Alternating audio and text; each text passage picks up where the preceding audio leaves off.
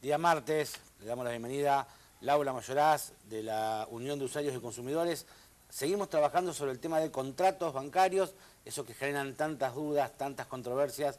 Y bueno, Laura, el nuevo Código Civil también ha generado un revuelo en este punto. Exacto. ¿Qué tal? Buenos días. Sí, porque el nuevo Código Civil, cuando toca el tema de contratos bancarios, toca los contratos bancarios con un consumidor, es decir, el banco y un consumidor en particular. Y después habla de los contratos en particulares como cuenta corriente, plazo fijo, las distintas modalidades de algunos. No toca todos los contratos bancarios, toca algunos.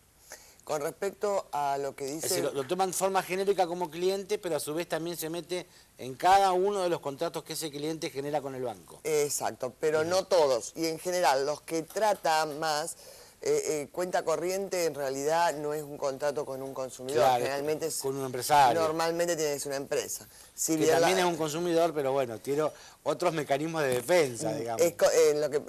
Él no reúne las condiciones de consumidor, de lo que sería un consumidor para la ley de derecho del consumidor. ¿Por qué?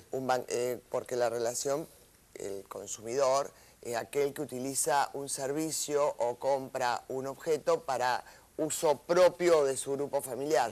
Una empresa, un empresario... Sí, porque también un kiosquero puede tener una cuenta corriente, digamos. Pero la utiliza para su negocio. Sí, no para uso personal. No para su uso, para pagar las cuentas de su casa. Sí, entendí perfectamente. Esa es la diferencia fundamental. Lo bueno es que el código recepta buena parte del articulado de la ley, si bien no deroga esos artículos de la ley, los deja perfectamente válidos, pero los vuelca en algunos artículos, sobre todo las obligaciones de los bancos con respecto al derecho, a la obligación de informar al cliente todo el contenido del contrato y los requisitos que tiene que tener ese contrato sí o sí para que sea válido, y que si no tiene esos requisitos hay cláusulas que pueden ser consideradas nulas o algunas ya directamente son nulas, como por ejemplo el costo financiero total. Bueno, pero eso es de cajón, digamos, que ya está dentro del contrato base. Eso ya estaba en la ley y ahora el código no, digo, lo recepta. cuando yo me siento ante un oficial en un banco a hacer un contrato, que este contrato que usted llama prefijado, que ya viene escrito, ya están esas cosas. No te creas que no están. No siempre están. Sobre todo el tema de detallar bien cuáles son los costos extras y el costo financiero total, uno lo tiene que preguntar. Si no lo pregunta, está ahí dibujado. No está, en definitiva, cuánto va a pagar el consumidor por año o por mes por ese contrato y cuánto va a terminar de pagando. Si yo pido un préstamo de 10.000 pesos, ¿cuánto voy a terminar pagando al cabo del año? Las 12 cuotas, las 24 cuotas, no lo ponen. Porque generalmente lo que sucede es que los usuarios o los consumidores tendemos a mirar la tasa de interés. Exacto. Y a partir de la tasa, que es una tasa de mercado, que es muy común para casi todo, pesos más, pesos menos, o puntos más, puntos menos, para todas las entidades financieras, lo que varía es el costo financiero, es decir, los gastos administrativos que hay que agregarle a esa tasa y que conforman el costo financiero total. Exacto, eso sí, eso es verdad. Yo no me olvidé aclarar qué significa el costo financiero total. Es no solamente la tasa de interés, porque incluso pasa que un banco tiene una tasa de interés menor, entonces la gente se engaña con eso, pero tiene unos gastos administrativos y otros costos financieros mucho más altos. Entonces, al final, cuando uno suma el total de los costos financieros, de la tasa de interés, gasto administrativo, seguro de vida, todo lo que va sumando, más o menos los bancos son todos parejos y aumentan significativamente lo que es el porcentaje de la tasa de interés. Sí, claro. Aumentan en un porcentaje importante. Además, lo que hizo el código, que eso no lo teníamos, una cosa nueva, es que si un banco rechaza un préstamo de un cliente, o de un consumidor, porque está informado, por ejemplo en el Veraz, antes le decían, no, mire, disculpe, no le podemos dar, ¿pero por qué? Porque está informado en el Veraz, y no le daban nada de la información. Ahora el banco está obligado a entregarle toda la información a esa persona, a ese consumidor que fue a consultar. El motivo por el cual se rechaza su solicitud. Exacto, que por dónde está informado, en concepto de qué, por qué entidad o qué otro banco. Bueno, pero en definitiva, si yo quería tener esa información antes, lo que hacía era compraba un Veraz. Compraba un Veraz. Que no sé cuánto sale, la verdad que nunca lo he hecho, pero debe tener un costo de 100, 150 pesos, supongo. Sí, más o menos. Por ahí.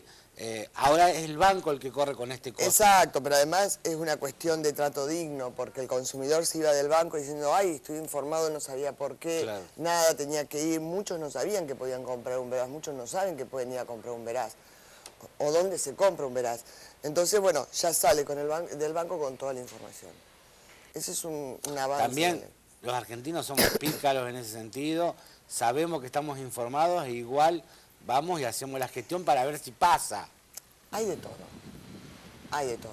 Y hay muchísima gente que está informada en el Veraz, mal informada.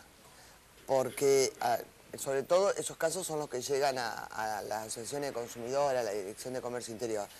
Gente que está informada en el Veraz, o por deudas, o por deudas muy viejas y que nunca lo retiraron, o están informados... Ya prescriptas. Exacto, o pagadas, o ya pagadas, pero todavía siguen... ¿Qué pasa? Los bancos no, pero informan. en ese caso hay jurisprudencia de mucha gente que le ha ganado juicio a Veraz y a los bancos por haber mantenido esa deuda y le ha sacado buen dinero en los juicios. Sí, pero eso significa estar a lo mejor... Sí, 3, 4 años, 5 años. Informado en el Veraz. Está bien, sí, se gana en un juicio. No tanto al Veraz, porque el Veraz se escuda de que él vuelca la información del banco. Y si el banco o la entidad financiera no le da la orden de retirar a esa persona, ellos no pueden retirarla. Inclusive hay gente informada en el Veraz por 2 pesos. Sí.